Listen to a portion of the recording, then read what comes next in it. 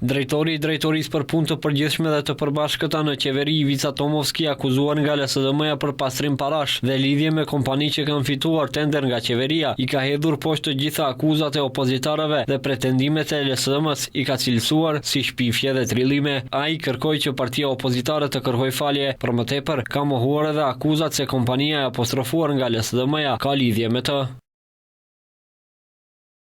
LSDM duhet të kërkoj falje për shpifjet e bëra. Përndryshe do të paraqes padi para organeve kompetente. Pushteti është përgjegjësi dhe atje nuk arrihet me shpifje. Kompania përmendur nuk është e imja, as nuk kam ndonjë lidhje me të. Në këtë moment nuk kam asnjë kompani private dhe jam i përqendruar vetëm në punën time si drejtori i sektorit për punë të përgjithshme dhe të përbashkëta. Thotë se kjo që aktualisht bën LSDM-ja nuk është politik, por stil primitiv për të fshehur skandalet dhe dështimet që veti kanë bërë kur ishin në pushtet. Ndërsa flasim për kriminalitet, ata që vërtet janë të tillë, nga Dubai porosisin dhe shkruajnë konferenca shpifëse.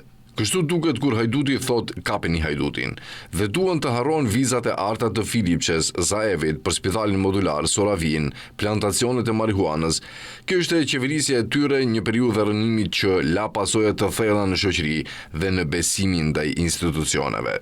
Tomovski është funksionari dhe zyrtari i parë apostrofuar për korrupsion dhe pastrim parash nga LSDM-ja përmes bombave që publikohen nga sektori antikorrupsionit që funksionon si organ brenda partisë opozitare. Ditët në vijim pritet të zbulohen emra të tjerë dhe funksionar që sipas LSDM-s kanë bërë keqpërdorim nga momenti që VMRO-DPMN ka ardhur në pushtet.